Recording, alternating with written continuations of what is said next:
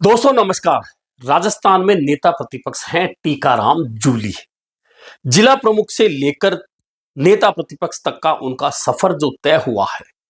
वह राजनीति में सीढ़ी दर सीढ़ी हुआ है, लेकिन जब से वे नेता प्रतिपक्ष बने हैं एक लंबी लाइन खींचते चले जा रहे हैं। दरअसल नेता प्रतिपक्ष का वैसे प्रमुख काम तो यह होता है कि जब भी विधानसभा का सदन चले तो अपने दल के विधायकों के साथ में सरकार के खिलाफ मोर्चा ले और उन आरोपों को लेकर सरकार को घेरे जिन आरोपों के से सरकार हमेशा बचने का प्रयास करती है। लेकिन टीकाराम जूली ने ना सिर्फ सदन में अपनी प्रतिभा दिखाई है बल्कि अब सदन के बाहर भी जिस तरह से वे भाजपा सरकार से लोहा ले रहे हैं और रोजाना आप देख सकते हैं कि ऐसा कोई मुद्दा नहीं जिस मुद्दे को लेकर टीकाराम जूली सरकार पर हमला नहीं बोलते हो। और यही कारण है कि एक तरफ प्रदेश कांग्रेस के अध्यक्ष गोविंद सिंह डोटासरा लगातार भाजपा सरकार पर हमलावर रहते हैं, तो दूसरी ओर नेता प्रतिपक्ष टीकाराम जूली भी हमला बोलते हैं। नेता प्रतिपक्ष के तौर पर उन्होंने जो भूमिका निभाई है उसे लेकर उन्होंने ना सिर्फ लंबी लाइन इस बारे में खींच दी है कि वे एक परिपक्व राजनेता के रूप में उभर रहे हैं, बल्कि राजस्थान में कांग्रेस के पास में अनुसूचित जाति के नेता की जो कमी नजर आ रही थी उस कमी को भरते हुए भी वे नजर आ रहे हैं। इससे पहले राजस्थान में बड़े बड़े नाम अनुसूचित जाति के नेताओं के नाम पर रहे हैं कांग्रेस में, लेकिन पिछले काफी समय से कमी देखी जा रही थी कि अनुसूचित जाति के किसी नेता का नाम ऐसा सामने आए जिसे आगे कर कर कांग्रेस बड़ी लड़ाई लड़ सके। तो उस कमी को पूरी करते हुए इस समय नेता प्रतिपक्ष टीकाराम जूली नजर आ रहे हैं। दरअसल टीकाराम जूली जब पहली बार जिला प्रमुख बने, उसके बाद विधायक बने, फिर मंत्री बने और अब नेता प्रतिपक्ष बने, धीरे धीरे धीरे धीरे उनका राजनीतिक निखार है वो धीरे धीरे सामने आना शुरू हुआ और नेता प्रतिपक्ष के रूप में जिस तरह का रोल वे विधानसभा में निभाते हैं तो वह रोल ऐसा होता है जब सरकार निरुत्तर हो जाती है। दूसरी ओर जब सदन के बाहर बोलने की बारी आती है तो वहां भी नेता प्रतिपक्ष टीकाराम जूली का जो रोल अदायगी है वह काफी महत्वपूर्ण होती है। दरअसल राजस्थान में प्रदेश कांग्रेस के अध्यक्ष गोविंद सिंह डोटासरा और नेता प्रतिपक्ष टीकाराम जूली दोनों के बीच का जो गठजोड़ है वह इतना मजबूत है और उस मजबूत गठजोड़ ने जो परिणाम दिए हैं अब तक उससे कांग्रेस सिर्फ राजस्थान ही नहीं बल्कि दिल्ली तक यह साबित करने में सफल रही है कि यदि नए लोगों को मौका मिलता है तो निश्चित तौर पर पार्टी को उसका फायदा होता है। यह दोनों नेता थे जब राजस्थान में विधानसभा चुनाव कांग्रेस हार चुकी थी, लेकिन मंत्री के तौर पर जीतकर वापस आने वालों में टीकाराम जूली और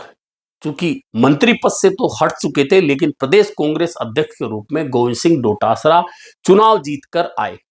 और चुनाव जीतकर आए तो 4 महीने बाद ही दोनों की परीक्षा थी लोकसभा चुनाव। और परीक्षा इसलिए थी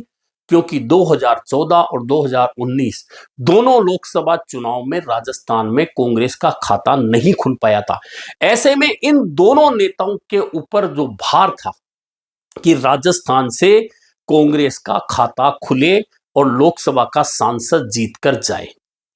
इन दोनों के गठबंधन ने अन्य नेताओं को साथ लेकर पहले तो टिकट बंटवारे में जो भूमिका निभाई वह बहुत सराहनीय रही और टिकट में जो भूमिका निभाई उस भूमिका के बाद में चुनाव प्रचार का जो तरीका दोनों ने साथ में मिलकर अपनाया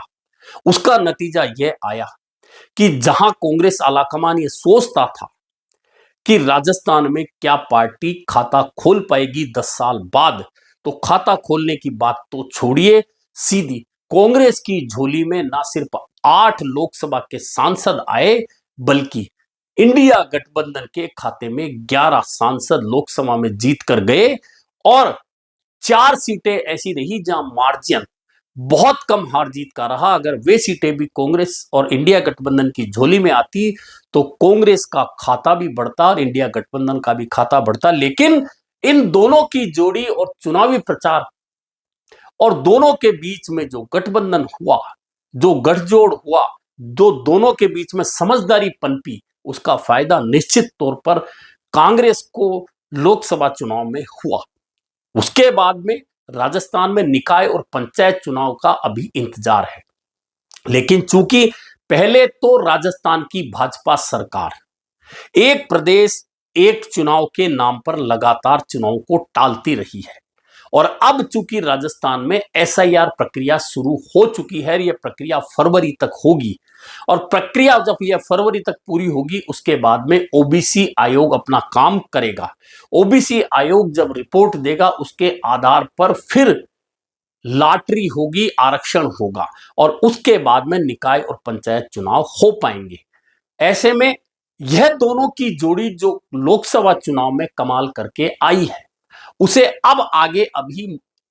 मौका नहीं मिला है कि इन बड़े चुनाव में अब अपना असर दिखाए। हालांकि बीच में राजस्थान में जब उपचुनाव हुए, राजस्थान की विधानसभा की खाली हुई सीटों के, उनमें दौसा को छोड़कर बाकी तमाम सीटें कांग्रेस हार गई, जिनमें अलवर, जहां से टीकाराम जूली आते हैं, वहां की रामगढ़ सीट भी है, वहीं अन्य सीटें भी कांग्रेस ने हारी। लेकिन उस समय तत्कालीन परिस्थितियां जो भी हुई, लेकिन चूंकि हारी है तो हार भी इनके हिस्से में लिखी जाएगी कि उपचुनाव में इन दोनों नेताओं के रहते हुए भी कांग्रेस हारी। लेकिन इसका पूरा श्रेय इन लोगों के सिर इसलिए नहीं आ सकता क्योंकि जब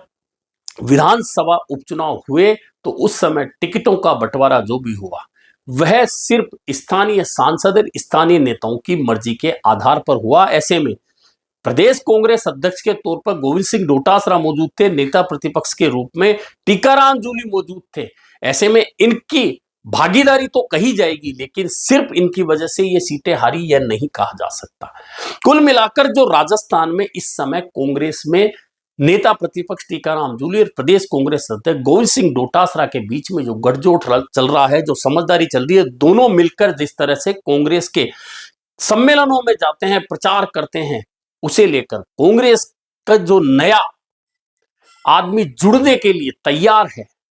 नया आदमी जो जुड़ रहा है, वह कहीं ना कहीं उत्साहित जरूर है। लेकिन अभी टीकाराम जूली को लंबा सफर तय करना है, क्योंकि राजस्थान में अभी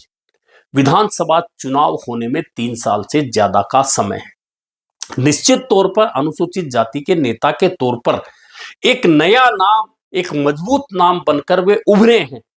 लेकिन लोग अगले विधानसभा चुनाव 2028 तक इस भूमिका को और मजबूत करते हुए टीकाराम जूली को आगे बढ़ना पड़ेगा, और ना सिर्फ बढ़ना पड़ेगा बल्कि कांग्रेस के अन्य जो नेता हैं उनके साथ में जो सामंजस्य उनका अभी बना हुआ है, उस सामंजस्य को और मजबूत करते हुए आगे बढ़ना पड़ेगा, ताकि 2028 के विधानसभा चुनाव जब आए तो न सिर्फ टीकाराम जूली अलवर या पूर्वी राजस्थान में असर दिखा पाए, बल्कि अनुसूचित जाति के चेहरे के नाम पर पूरे राजस्थान के मतदाताओं पर अपना असर छोड़ सके। हालांकि टीकाराम जूली के साथ एक फायदे की बात यह भी है कि अलवर जिले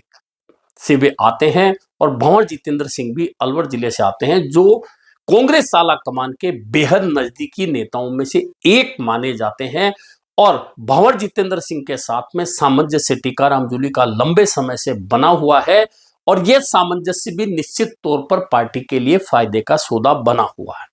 कुल मिलाकर टीकाराम जूली जिस तरह से भाजपा सरकार पर लगातार हमलावर रहते हैं, और हर मामले को लेकर वे न सिर्फ बयान देते हैं, मीडिया में आते हैं, बल्कि कोई ऐसा मामला हो जहां उन्हें जाना हो तो वहां जाकर लोगों के बीच खड़े हो जाते हैं। निश्चित तौर पर कांग्रेस के लिए वे एक नई आशा की किरण बनकर उभर रहे हैं।